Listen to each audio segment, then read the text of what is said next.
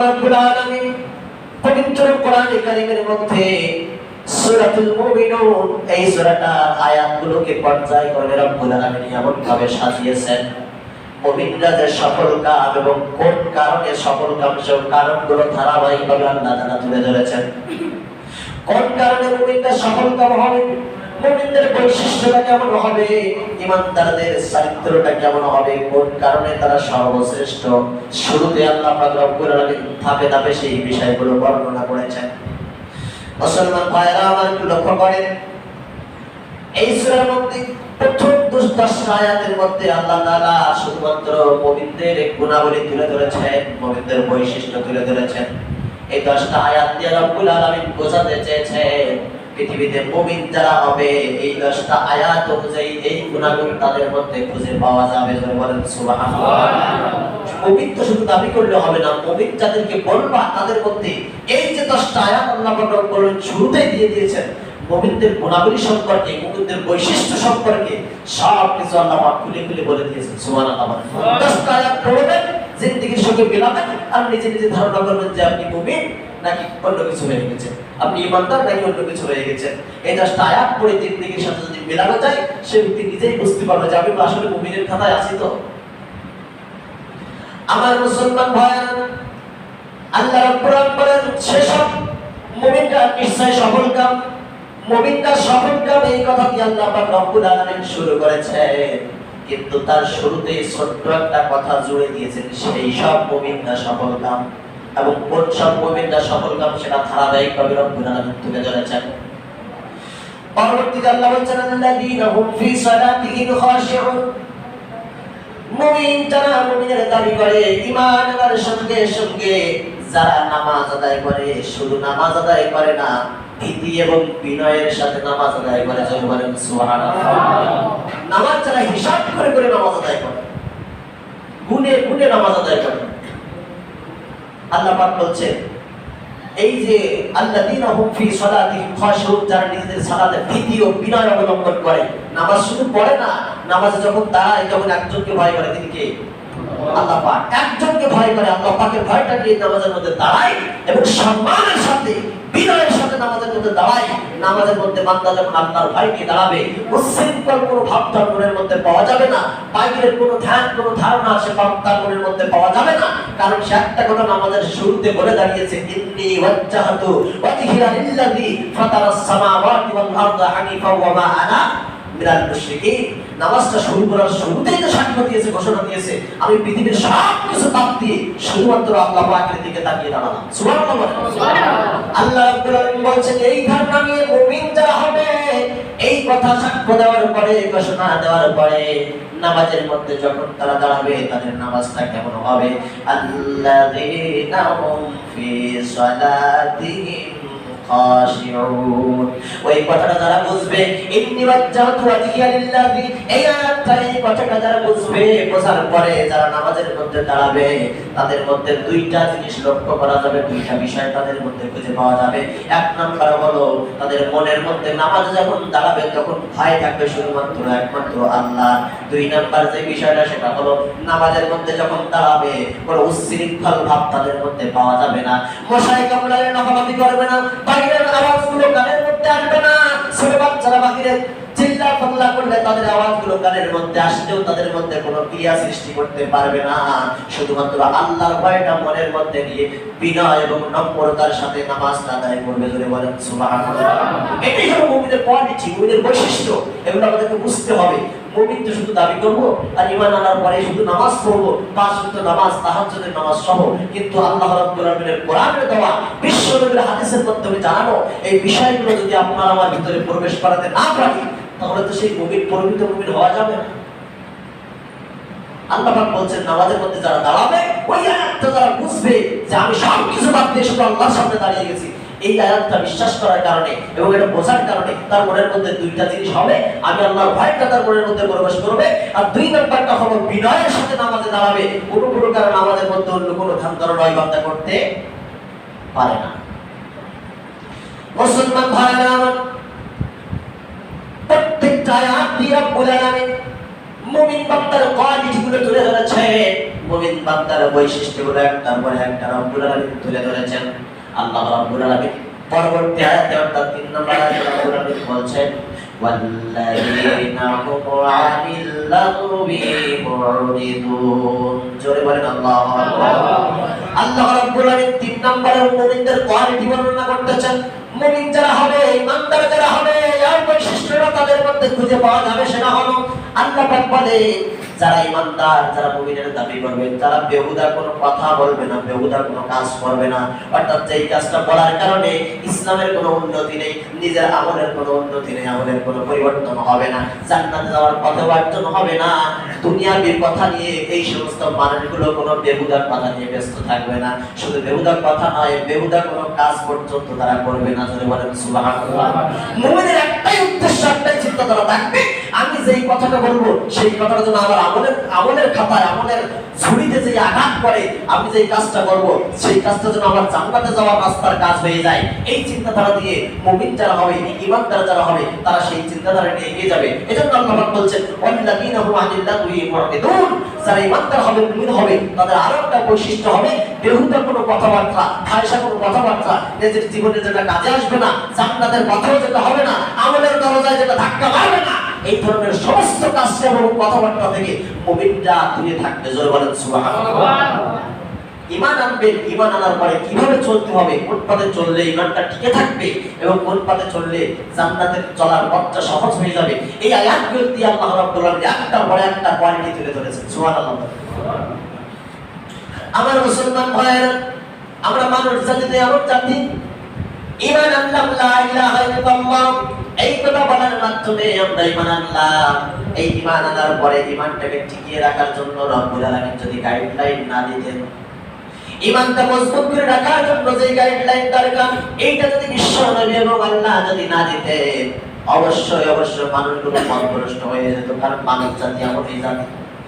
আর যে গাইডলাইন অনুযায়ী যদি মানুষরা চলতে পারে, আল্লাহর দেওয়া বিধান অনুযায়ী যদি চলতে পারে, রব্বুল আলামিন আগে থেকেই রব্বুল আলামিনের জানা ছিল ঈমান আমার বান্দারা আনবে, কিন্তু ঈমান আনার পরে কোন পথে তারা চলবে, এই গাইডলাইন, এই বিষয়গুলো যদি তাদের সামনে আমি খুলে খুলে বলে না দেই, ওই বান্দাগুলো আবার তারা পথভ্রষ্ট হয়ে যাবে।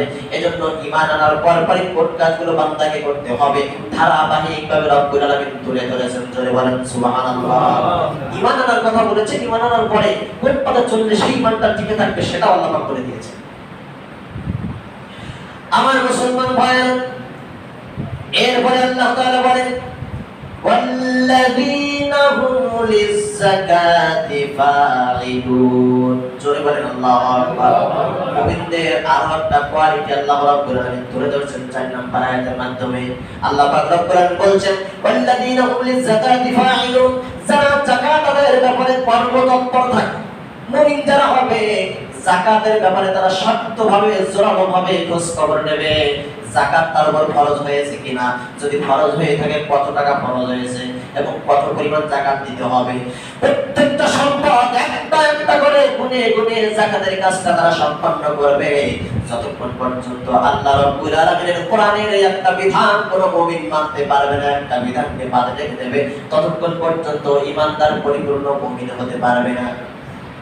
পরিপূর্ণ মুমিন হওয়া যাবে না, যেহেতু বিষয়টা আল্লাহর কোরআন, আমারও কথা নয়, আরেকজনের কথা নয়, কথাটা সরাসরি আল্লাহ এবং আল্লাহর রাসূলের কথা। যে মুমিন হতে গেলে এই যোগ্যতাগুলো তোমার মধ্যে থাকা লাগবে। এই যোগ্যতার মাপকাঠিগুলো যদি তোমার মধ্যে না থাকে, মুমিন দাবি করার কোনো অধিকার নাই।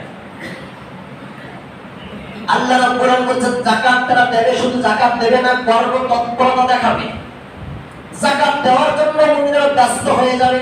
আমার উপর যাকাতটা ফরজ হয়ে গেল কিনা, যাকাত আমার উপর কোন পর্যায়ে এখন পর্যন্ত আছে, যাকাতের গরিবের মালটা আমার রক্ষণ করা হয়ে যাচ্ছে কিনা, এই কাজটা নিয়ে তারা ব্যস্ত থাকবে, সারাক্ষণ চিন্তা ভাবনা করতে থাকবে। এটাই হলো মুমিনের আর একটা বৈশিষ্ট্য। মুসলমান ভাইরা, যাকাতের আলোচনা, বিস্তারিত আলোচনার দিকে যাব না, তবে সংক্ষিপ্তভাবে কিছু কথা আমি বলে যাই। যাকাতের আয়াতটা মুমিনদের যোগ্যতার মধ্যে কেন নিয়ে আসা হলো? যাকাতের আয়াতটা এমন একটা বিষয়, যাকাত একজন মানুষের উপর যখন যাকাতটা ফরজ হয়ে যায়, ওই ধন সম্পদের উপর পাশের বাড়ির এতিমের হক থাকে, মিসকিনের হক থাকে, দরিদ্রের হক থাকে, গরিব মানুষের হক থাকে, সমস্ত মানুষের হক আপনার মধ্যে ঢুকে যাওয়ার কারণে আপনি আমি ওই সম্পদের মালিক। এখন আল্লাহ পাক বলছেন যার যখন তার ফিরিয়ে দিতে হবে, না হলে তোমার কি হবে শোনো। কিয়ামতের ময়দানে কঠিন মুসিবতের দিন, বান্দার কোনো দিকে যেদিন যাওয়ার জায়গা থাকবে না, বান্দার সমস্ত সম্পত্তিগুলো ওই সময় বান্দার বিপক্ষে দাঁড়িয়ে যাবে। যারা যাকাত দেয় নাই সমস্ত সম্পত্তিগুলো বিপক্ষে দাঁড়িয়ে যাবে। অন্যের হক নিজের সম্পত্তির মধ্যে যেগুলো ছিল সেগুলোকে পরিত্যাগ করা হবে এবং ওই সম্পদগুলো একটা বিষধর সাপে পরিণত হয়ে যাবে। আর সেই সাপটা হবে কেমন সাপ, কবরের মধ্যে বান্দাকে যে সাপের মাধ্যমে বান্দাকে আযাব দেওয়া হবে, কিছু কিছু বান্দাকে সাপে কিয়ামত পর্যন্ত দংশন করতে থাকবে। এই কবরের সাপটা কেমন সাপ, এই সাপের বর্ণনা বিশ্বনবী যখন হাদিসের মধ্যে বলতেছিলেন, সাহাবায়ে কেরাম চোখের পানি ছেড়ে দিয়ে কাঁদতেছিলেন।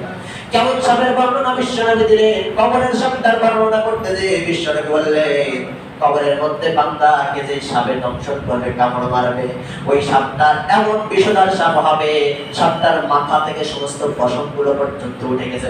সাপের মাথায় কিচ্ছু নেই, টাক হয়ে গেছে বিষের দাপটে।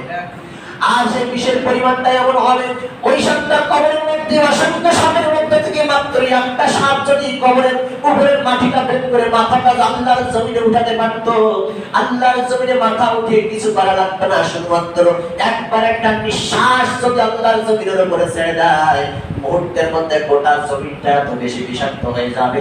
ওই সাপের একটা বিষের একটা নিঃশ্বাস জমিনে পড়ার কারণে কিয়ামত পর্যন্ত আল্লাহর জমিনে কোনো প্রকার সবুজ উদ্ভিদ আর জন্ম নেবে না। কত বিষধর সাপ তাহলে চিন্তা করো। একটা সাপ দংশন করা লাগবে না, শুধুমাত্র জমিনের উপরে মাথাটা উঁচু করে দিয়ে যদি শুধুমাত্র একবার নিঃশ্বাস ছেড়ে দেয়, ওই নিঃশ্বাসের মাধ্যমে সারা পৃথিবীতে এত পরিমাণ বিষ ছড়িয়ে যাবে, কোনো সবুজ গাছপালা সবুজ কোনো উদ্ভিদ আর জন্মাবে না। বিশ্বনবী বলেন হাদিসের মধ্যে, কিয়ামতের ময়দানে যাকাত যারা দেয় নাই, মুমিনের দাবি করেছে, যাকাত যারা দেয় নাই, এই সমস্ত মানুষদের গরিবের হকগুলো সম্পদগুলোকে আলাদা করা হবে, পৃথক করা হবে। ওই সম্পদগুলোকে একটা বিষধর সাপে পরিণত করা হবে। আর সেই সাপটার কাছ থাকবে, ওই সম্পদের মালিক যিনি থাকবেন, সম্পদের মালিকের গলার মধ্যে সাপটাকে পেঁচিয়ে দেওয়া হবে। সাপটার মুখটা থাকবে ওই সম্পদের মালিকের সামনের দিকে। ভয়ঙ্কর সাপ আর ভয়ঙ্কর বিষধর সাপ। এই সাপটা সবসময় সারাক্ষণ ওই বান্দার মুখের মধ্যে ছোবল মারতে থাকবে। বান্দার মুখের মধ্যে সাপে ছোবল মারবে আর বলবে, আমি তো সাপ না, আমি সাপ না। আমি বললাম, তুমি যে পৃথিবীতে গরিবের মালটা তোমার সম্পদের মধ্যে থেকে তুমি বাহির করে দাও নাই, আমি তোমার সেই মাল, তোমার সেই সম্পদ, আজকে আল্লাহ পাক আমাকে শুধু সাপে পরিণত করেছে তোমাকে আযাব দেওয়ার জন্য। এজন্য আল্লাহ রাব্বুল আলামিন বলছেন, ঈমানদার যারা হবে, মুমিন যারা হবে, তাদের আরো একটা বৈশিষ্ট্য, সেটা হলো তারা যাকাত দেওয়ার জন্য ব্যস্ত থাকবে। যাকাত দেওয়ার জন্য তারা কর্মতৎপরতা দেখাবে, সারাক্ষণ হিসাব করবে কিভাবে আমার যাকাতটা দেওয়া যায়, কিভাবে হিসাবটা সংরক্ষণ করা যায়, টাকাগুলো কিভাবে পবিত্র করা যায়। সংক্ষিপ্ত আর একটা কথা বলে যাই, অনেকেই থাকতে পারে যাকাত দেওয়ার মতো সক্ষমতা আছে, কিন্তু অনেকের দেওয়া হয় না। আজকের আলোচনা শুনে যদি আপনার মনের মধ্যে ধাক্কা লাগে, জান্নাত পর্যন্ত যদি পৌঁছাতে হয়, একটাবার চোখটাকে বন্ধ করে দেখেন, কবরের মধ্যে যখন চলে যাবেন। আমার সেক্রেটারি চাচা গত কয়েক 2 জুমা আগে একটা কথা বলেছিলেন, 50 বিঘা জমির মালিক উদাহরণ দিয়েছিলেন তিনি। 50 বিঘা জমির মালিক ইমাম সাহেব যখন শুনলো, বললাম আমার 2 বিঘা জমির মালিক আমি। পরবর্তীতে ইমাম সাহেব দাওয়াত খেতে গেল না, চাচা মিথ্যা কথা বলেছেন, কিন্তু ওই চাচা 2 বিঘা জমি আল্লাহর রাস্তায় দান করে দিয়েছেন। বাকি সম্পত্তি সবগুলো পৃথিবীতে থেকে যাচ্ছে, ওই 2 বিঘা শুধুমাত্র চাচা, যার কারণে বলেছে যে আমি শুধুমাত্র 2 বিঘা জমির মালিক। এই বিনিময়টা পৃথিবী থেকে যেই কাজটা করে যাওয়া হবে, শুধুমাত্র সেই সম্পত্তির মালিক হবেন আপনি আর আমি, আর সেই সম্পত্তির মালিক হব। সমস্ত সম্পত্তিগুলো পৃথিবীতে রেখে যাব, সন্তানেরা সেটা ব্যবহার করবে। এই সম্পত্তি পৃথিবীতে রেখে যাওয়ার পরে সম্পত্তিরা সন্তান যদি ভালো পথে ব্যবহার করে, তার কারণে আপনি কবরে বসে বসে হয়তো সওয়াব পেয়ে যাবে। কিন্তু আর একটা কথা শুনে না, আপনার রেখে যাওয়া টাকা, আপনার রেখে যাওয়া সম্পদ যদি সন্তানেরা অসৎ পথে ব্যবহার করে, অন্যায় পথে কাজে লাগায়, অন্যায় কাজের মধ্যে লাগিয়ে দেয়, সন্তান যেমন গুনার অধিকারী হবে, কবরের মধ্যে বসে বসে ফ্ল্যাক্সিলোডের মাধ্যমে আপনার আমলনামায় গুনার সওয়াব যাবে। গুনাহ আপনার আমলনামায় দেওয়া হবে। আপনার সম্পদগুলো পৃথিবীতে আপনি রেখে গেছেন 50 বিঘা জমি, কিন্তু আপনার সন্তানেরা সেই সম্পদটার অপব্যবহার করতেছে। এই সম্পদের এই অপব্যবহার কারণে সন্তান যেমন অপরাধী হবে, আপনি যে সম্পদটা সন্তানের জন্য রেখেছেন আপনার আমলনামায় পাঠিয়ে দেওয়া হবে। এজন্য মুসলমান ভাইয়েরা সন্তান হতে হবে, সতর্ক হতে হবে। ইমানের দাবি করার পাশাপাশি ইমানের যে কোয়ালিটি, যে বৈশিষ্ট্যগুলো আল্লাহ পাক রব্বুল আলামিন রেখেছেন, ওই যোগ্যতাগুলো অর্জন করা লাগবে। আল্লাহ পাক রব্বুল আলামিন এজন্যই বললেন, গরিবের সম্পদ যদি তোমার সম্পদের মধ্যে থাকে তুমি সেটা বাহির করে দাও। এই কথার ব্যাখ্যা করলে দেখা যায় শেষ পর্যায়ে উপসংহারে একটা কথা পাওয়া যায়, অন্য কোনোভাবে বাহির করো না, গরিবের সম্পদটা তুমি যাকাতের মাধ্যমে বাহির করে দাও। জোরে বলেন সুবহানাল্লাহ। যাকাতের মাধ্যমে গরিবের সম্পদ তুমি বাহির করে দাও। খবরদার গরিবের সম্পদ ভক্ষণ করে, এতিমের সম্পদ ভক্ষণ করে আমার কাছে এসো না। মুসলমান ভাইরা আমার, আল্লাহ রাসূলের জামানায় যাকাতের প্রচলনটা এত বেশি ছিল, মানুষেরা যাকাত দেওয়ার জন্য যাকাত নেওয়ার মানুষ ছিল না, দেওয়ার মানুষ ছিল বেশি। যাকাতের সম্পত্তিগুলো পোটলার মধ্যে ভরে কাঁধের মধ্যে নিয়ে হাঁটতেছে, কয়েকদিন পর্যন্ত হাঁটার পরেও কোনো মানুষ খুঁজে পাওয়া যায় না কাকে যাকাতটা দেবে। কারণ প্রত্যেকেই যাকাতের হিসাব করে দেখে আমারও তো যাকাত দেওয়া দরকার। যাকে যাকাত দেওয়া মনে হয় তার কাছে, সে যখন হিসাব করে সে মনে করে যে আমারও তো যাকাত দেওয়া দরকার, আমি কিনে নেবো যাকাতের টাকা। অবশেষে একজন অসহায় দরিদ্র মানুষকে একজন ব্যক্তি পেয়ে গেল। ওই লোকটাকে বলল, ভাই 1 সপ্তাহ যাবত আমি হাঁটতেছি, কিন্তু আমার যাকাতের টাকাটা যে একজনকে দেওয়ার মতো কোনো মানুষ আমি পাই না। কিন্তু এই টাকাটা যদি কাউকে না দিয়ে আমি যদি বাড়ির মধ্যে নিয়ে আমার সম্পত্তির মধ্যে আমি ঢুকাই, আমার সমস্ত সম্পদগুলো অপবিত্র হয়ে যাবে, আমার আল্লাহর কাছে ধরা খেয়ে যাবো। ভাই এখন তোমাকে আমি পেয়েছি, আমার সম্পত্তিগুলো তুমি নিয়ে আমাকে আপাতত মাফ করো। ওই লোকটা বলছে, ভাই তুমি যেই পথের পথিক আমিও সেই পথের পথিক, তুমি 1 সপ্তাহ হাঁটতেছো, আমি তোমার চেয়ে বেশি দিন ধরে হাঁটতেছি, আমার কাছে যেই তবলা দেখতে পাও আমিও যাকাত দেবো, কিন্তু মানুষ খুঁজে পাচ্ছি না। এমন ছিল তাদের কাছে যাকাত দেওয়ার জন্য সপ্তাহের পরে সপ্তাহ তারা হাঁটে বেরিয়েছেন, কিন্তু ওই সম্পত্তিটা নিজের সম্পত্তির মধ্যে ঢুকাই নাই। আল্লাহ পাক বিভিন্ন জায়গায় বিশ্বনবী বলছেন, সম্পদটাকে পবিত্র করো, সম্পদটা পবিত্র করো। আমরা সাধারণভাবে চিন্তা করি যে অসৎ পথে ইনকাম না করলেই মনে হয় আমার সম্পদটা পবিত্র। আপনি সৎ পথে ইনকাম করে যাকাতের পরিমাণ সম্পদ যদি আপনার হয়ে যায়, ওই সম্পদটা যদি যাকাত না দেন, ওই কারণে সৎ পথের উপার্জন তবু আপনার সম্পদটা অপবিত্র। যখন আপনি যাকাতটা দিয়ে দেবেন তখন আপনার সম্পদটা পবিত্র। আল্লাহ পাক রব্বুল আলামিন বলছেন, বিশ্বনবী বলছেন, যখন কোনো ব্যক্তি যাকাতের টাকাটা দিয়ে দেবে, এই যাকাতের টাকাটা দিলে তার স্বাভাবিক চোখে, সাধারণ চোখে তার কাছে মনে হবে আহারে আমার সম্পদ থেকে তো টাকাটা বাহির হয়ে যাচ্ছে। কিন্তু আল্লাহর নবী হাদিসের মধ্যে বললেন, যে ব্যক্তি যাকাত দেয়, যাকাত শব্দের একটা অর্থ হলো বৃদ্ধি পাওয়া। সুবহানাল্লাহ। যে যাকাত দেয় আল্লাহ পাক রব্বুল আলামিন তাকে আরো বাড়িয়ে দেয়। সুবহানাল্লাহ। যে বিশ্বনবী বলছেন, যাকাত যে ব্যক্তি দিবে তার সম্পদ তো পবিত্র হবে, শুধু পবিত্র নয়, সম্পদটা আরো বেড়ে যাবে। সুবহানাল্লাহ। আমার মুসলমান ভাইরা, এমনি ভাবে আল্লাহ রাব্বুল আলামিন বিভিন্ন ভাবে কোরআনে কারীমের মধ্যে আয়াত দিয়া পৃথিবীর মানুষদেরকে বিভিন্ন ভাবে আল্লাহ পাক রব্বুল আলামিন সাবধান করেছেন, ঈমানদার যখন হবা এই বৈশিষ্ট্যগুলো, এই ক্যাপাসিটিগুলো তোমাকে ধরে রাখতে হবে। আল্লাহ রাব্বুল আলামিন পরবর্তীতে বলছেন, আল্লাযীনা হুম লিফুরুজিহিম হাফিজুন। আরো একটা আয়াত দিয়ে রব্বুল আলামিন বলছেন, ঈমানদার যারা হবে, মুমিন যারা হবে, তারা আরো একটা কাজ করবে, সেটা হলো তাদের যৌনাঙ্গ হেফাজত করবে। কোন প্রবৃত্তি তাদেরকে শয়তানের কুমন্ত্রণায় ফেলাতে পারবে না। যারা তাদের গোপনাঙ্গ হেফাজত করবে, ঈমানদার যারা হবে, মুমিন যারা হবে, এই কাজটা অবশ্যই তাদের করতে হবে। যৌনাঙ্গ হেফাজত আর গোপনাঙ্গ হেফাজত যদি বান্দা করতে না পারে, ওই বান্দার ঈমানের দাবি করার কোনো সুযোগ থাকবে না। আমার মুসলমান ভাইরা, আল্লাহ রাব্বুল আলামিন পরবর্তী আয়াতে আরো বলছেন, ইল্লা আলা সুওয়াজিহিম আও মা মালাকাত আইমানুহুম ফাইন্নাহুম গায়রু মালুমিন। জোরে বলেন আল্লাহু আকবার। এই আয়াতের মধ্যে আল্লাহ পাক রব্বুল আলামিন পূর্বের আয়াতে বললেন, যারা ঈমানের দাবি করবে তারা যেন নিজেদের গোপন অঙ্গটা হেফাজত করে নেয়। কিন্তু আরেকটা শ্রেণীর ক্ষেত্রে আল্লাহ রাব্বুল আলামিন ছাড় দিয়ে দিয়েছেন, যে এই জায়গায় তোমরা ছাড়, সেটা হলো যারা তাদের বন্দি অধিকারভুক্ত দাসীদের ব্যতীত তাদের কোনো দোষ হবে না। দাসীদের ব্যতীত বলতে এই দাস দাসী আগেকার জামানায় ছিল, বিশ্বনবীর জামানায় ছিল। বাজার থেকে দাসী কিনে আনা হতো কাজ করার জন্য, বিভিন্ন দেখাশোনা করার জন্য বাজার থেকে দাসী কিনে আনা হতো। এই দাসপুরতা আগেকার জামানায় ছিল, কিন্তু বর্তমানে নাই। বিবাহ শাদীর দরকার ছিল না, বাজার থেকে দাসী কিনে আনা হতো টাকার বিনিময়ে। ওই দাসীর সাথে নিজেরা মত বিনিময় করতে পারতো, মিলন ঘটাতে পারতো, তাদের কোনো অপরাধ নাই। এজন্য রব্বুল আলামিন বলছেন, তোমার কেনা দাসী যদি হয়ে থাকে তার সাথে তুমি কাজটা করতে পারো, তোমার ঈমানের কোনো ঘাটতি পড়বে না। জোরে বলেন সুবহানাল্লাহ। কিন্তু আজকে তো সেই সিস্টেম নাই, সেই পদ্ধতি নাই, দাসপ্রথা আগেই চলে গেছে। এজন্য আমার ভাইরা এই আয়াতটা কার্যকারিতা আজকে দেখা যায় না।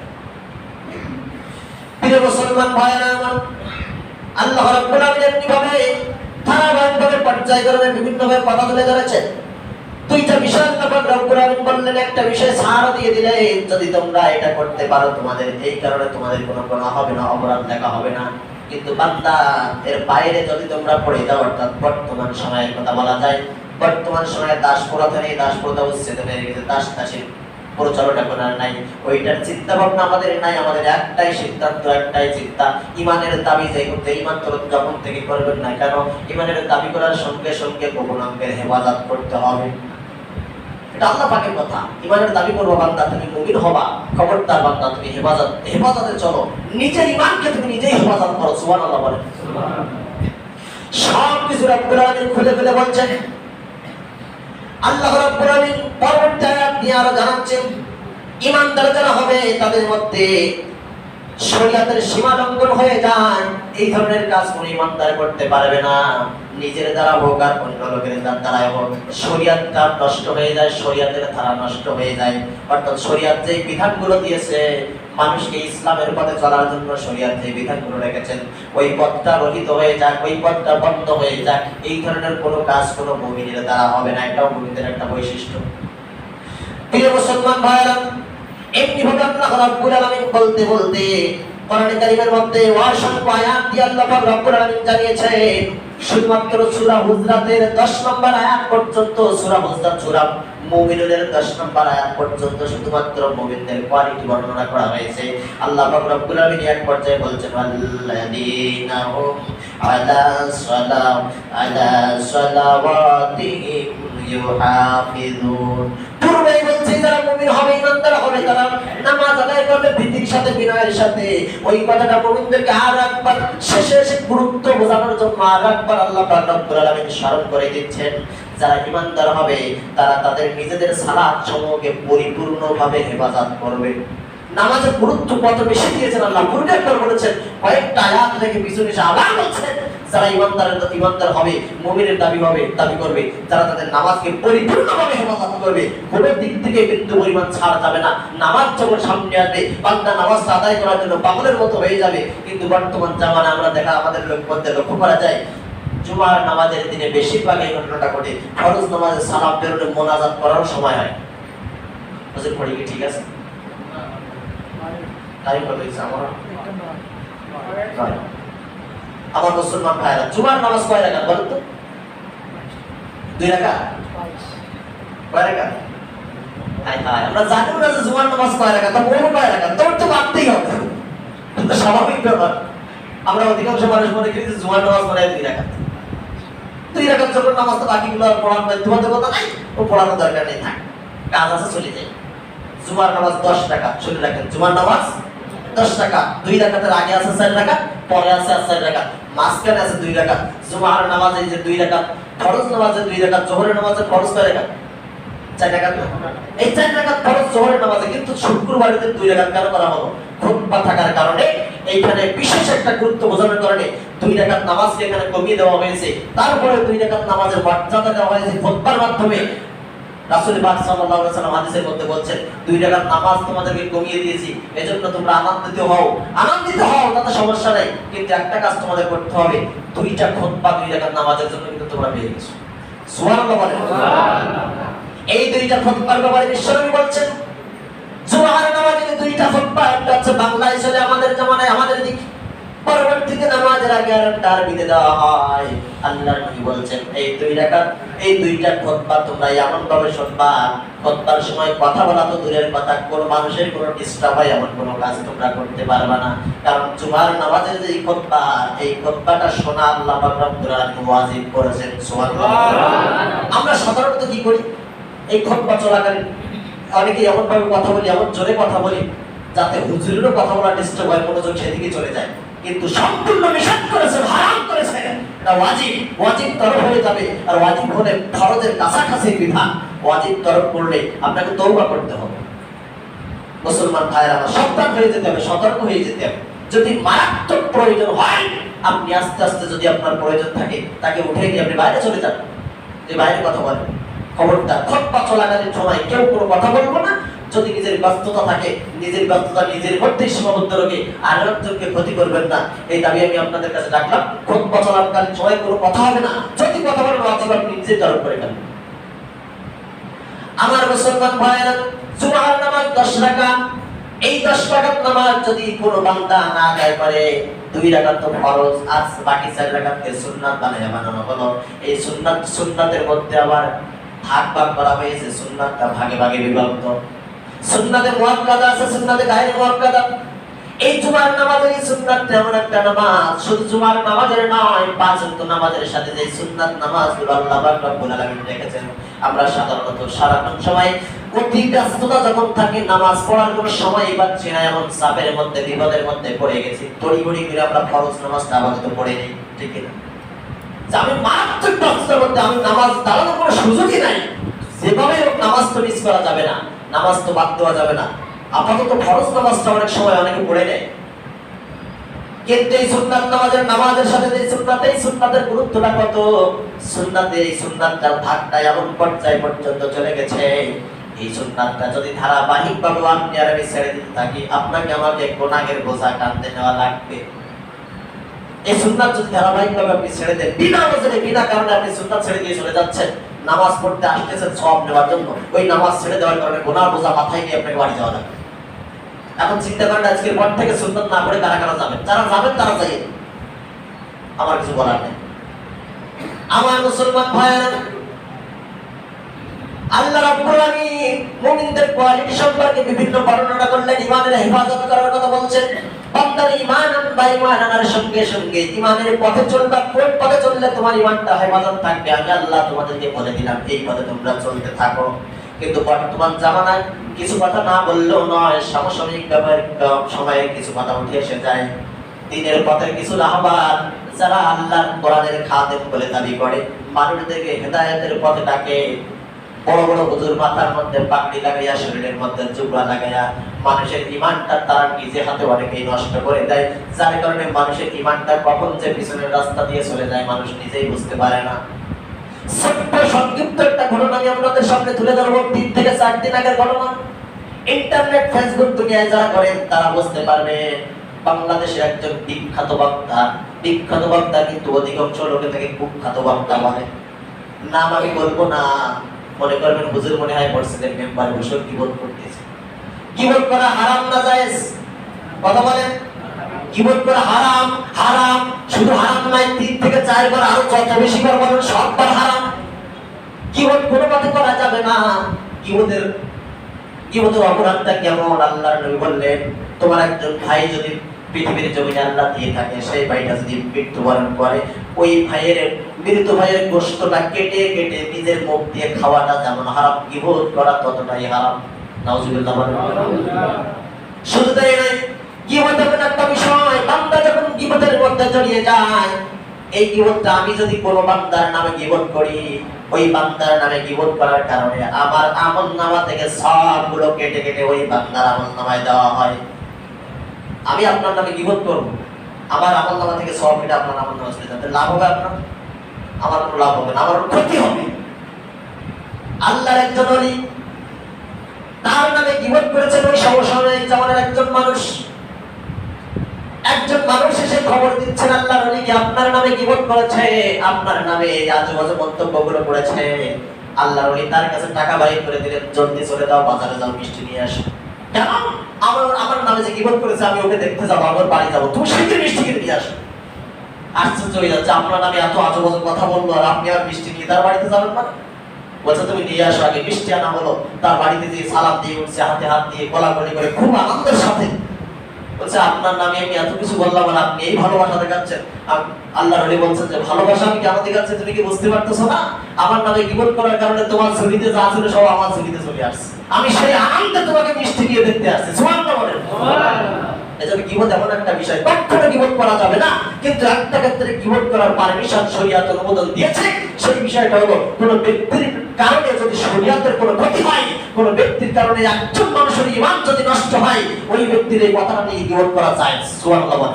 মানুষকে ফেরানোর জন্য, আরো 10 জন মানুষকে বাঁচানোর জন্য ওই ব্যক্তির নাম ধরে গীবত করা শরীয়ত অনুমোদন দিয়েছে।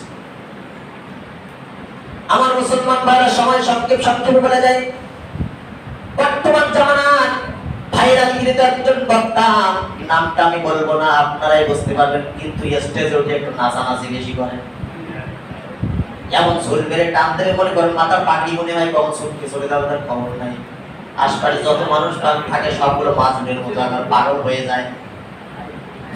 মানুষগুলো সব লাফালাফি করে, আমার দেখি মাঝে মধ্যে হুজুরের সাথে স্টেজে ঢাসাঢাসি হয় চেয়ারের মধ্যে। কত পাগল, কত মূর্খ মানুষগুলোকে সামনে নিয়ে পাগলের মতো বানায়, আর কত কৌশলে তারা তাদের ঈমানটাকে নষ্ট করে দিচ্ছে, একটু বোঝার চেষ্টা করেন। আবার মুসলমান ভাইয়েরা, গত 3 থেকে 4 দিন আগে একটা মাহফিলে ওই বক্তা তিনি বলছেন, নাম আমি নিলাম না, তিনি তার আলোচনার মধ্যে খাজা বাবার শান বাড়াচ্ছেন। খাজা বাবার শান বাড়াতে যে তিনি বলছেন, আল্লাহর ধন রাসূলকে দিয়ে আল্লাহ গেছে গায়েব হইয়া, নাউজুবিল্লাহ বলেন। আল্লাহর ধন, আল্লাহর সম্পত্তি সব রাসূলকে দিয়া আল্লাহ গেছে হাওয়া হইয়া, মানে আল্লাহর কাম কাজ নাই, সব রাসূলকে দিয়ে দিয়েছে। পরবর্তীতে আবার তিনি বলছেন, রাসূলের দান খাজায় পায়া শুয়ে আছে নাজমিরে, কেউ ফেরে না খালি হাতে খাজা বাবার দরবারে। কথাটা বুঝে কার সাপ কোথা বাড়াতে যায়, কাঠটা টেনে খাটা করতেছে এই সমস্ত বক্তারা, এত শিক্ষিত বক্তা, এরা এগুলো পরে কি করে কোন এজেন্ডা নিয়ে কাজ করে তো বুঝে আসে না। মুসলমান ভাইরা, শুরুতে কি বললো, আল্লাহর ধন রাসূলকে দিয়া আল্লাহকে গেছে গায়েব হইয়া, তাহলে আল্লাহর কোনো খবর নাই। আল্লাহ সব ধন রাসূলকে দিয়ে আল্লাহ গায়েব হয়ে গেছে, মানে আল্লাহ অবসর নিয়েছে, আল্লাহ অবসর নিয়েছে, আল্লাহর কাম কাজ নাই। এখন চিন্তা করেন, আল্লাহ রাসূলের শানটা বাড়াতে যে আল্লাহর শানটা খাটো করছে না বেশি করছে? কথা বলেন, রাসূলের সম্মান বেশি না আল্লাহর সম্মান বেশি? আল্লাহর কারণে তো আমরা রাসূল পেয়েছি, ঠিক কি না? আমরা রাসূলকে ভালোবাসি, আমরা রাসূলের উম্মত, কিন্তু যার জায়গায় তাকে রেখে আমরা ভালোবাসতে চাই, যার জায়গায় সে থাক আর আমাদের ভালোবাসাও টিকে থাক, কিন্তু একজনের জায়গা থেকে নামিয়ে তাকে অন্য জায়গায় বসিয়ে এইরকম ভালোবাসা আমরা বাড়তে চাই। আল্লাহর ধন রাসূলকে দিয়ে আল্লাহ গেছে গায়েব হয়ে, এখন সব ধন সম্পত্তির মালিক রাসূল হয়ে গেছে, আল্লাহ অবসর নিয়েছেন, আল্লাহর দরকার নেই। নাউজুবিল্লাহ বলেন। সাধারণ মানুষ বোঝা যায়, তাই তো এত বড় পাগড়িওয়ালা চুল তো একেবারে পিঠের ডানা চাপাই পেছন দিকে চলে যাচ্ছে, এই যুগওয়ালা এই হুজুর যদি এই বলে, তাহলে তো আল্লাহর দরকার নেই, যা কিছু চাওয়া সব রাসূলের কাছে চাই। কিন্তু রাসূলের যখন দরকার হয়েছে, তিনি কোন হাত পেতে একজনের কাছে চেয়েছেন, তিনি কে? তবে আপনার আমার রাসূলের মর্যাদা, রাসূলের সম্মান কম নয়। নবীজি হাত তুলতে দেরি হয়েছে, দোয়া কবুল হতে দেরি হয় নাই। আল্লাহর নবী এমন একজন নবী, তিনি জমিন থেকে পা উঁচু করতে দেরি হয়েছে, আল্লাহর আরশ আজিম পর্যন্ত যে ধাক্কা মেরেছে, সুবহানাল্লাহ বলেন। আমরা সেই রাসূল পেয়েছি, কিন্তু রাসূলের সেই শান বাড়াতে যে আল্লাহর শানকে আমরা খাটো করতে পারি না। পরবর্তীতে বলছেন যে রাসূলের ধন খাজায় পাইয়া শুয়ে আছে নাজমিরে, কেউ ফিরে না খালি হাতে খাজা বাবার দরবারে। সাধারণ মানুষ মনে করবে, এত বড় হুজুর যদি এই কথা বলে, তাহলে রাসূলের ধন সম্পত্তি যদি খাজাকে দিয়ে থাকে, রাসূলের কাছে তো আর নাই, তাহলে খাজার দিকে দৌড়া, যার যত দরকার খাজার কাছে যেয়ে চাচরে বলেন নাউজুবিল্লাহ। সাধারণ মানুষ তো এটাই ভাববে, যারা কোরআন হাদিসের জ্ঞান নাই, স্বল্পবুদ্ধির মানুষ, তারা তো এটাই ভাববে। আর এটাই ভাবে বলেই ওদের কারণে মানুষ মাজারে যেয়ে সেজদা দেয়, ওদের কারণে মানুষ মাজারে যেয়ে টাকা দেয়, ওদের কারণে মানুষ মাজারে যেয়ে মোমবাতি দেয়, ওদের কারণে মানুষ মাজারে যেয়ে মাথাটা লাগিয়ে বসে বসে কাঁদে। আমার নিজের চোখ দিয়ে দেখেছি, আমি বিশ্বাস করতাম না, মানুষ বলতো আমি বিশ্বাস করতাম না, কিন্তু কোনো একটা খানকায় আমি গিয়েছিলাম, এটা দেখার নিয়াতে একটু দেখে আসি। এরা তো বলে তাদের তো মাহফিল, এখন তো এই বিষয়টা থাকতে পারে, একটু দেখে আসি, সম্ভবত গোনাগারটাকে হবে যে দেখি ওখানে মাজার শরীফের পাশে মাজারের উপরে একটা থাকা মতো আছে, এরকম ওর উপরে কয়েকজন পুরুষ আর মহিলা মিলে মাথাটা লাগিয়ে দিয়ে কি জন্য চাইতেছে তা আল্লাহ জানে, আর তারাই ভালো জানে। পীর সাহেব হুজুর যেই বছর মাঠে দাঁড়ালো, পীর সাহেব হুজুরের বয়স দেখলাম 60 বছর, মিনিমাম 60 বছর এরকম হবে। 80 থেকে 85 বছরের নাকি তো চাচা দেখলাম হুড়মুড় খেয়ে যায় পীর সাহেবের পায়ের উপর পড়ছে। পীর সাহেব দাঁড়িয়ে আছে, মোবাইল কথা বলতেন, চাচা যে পা চাটতেছে কি খাচ্ছে সেটা চাচাই দেয়।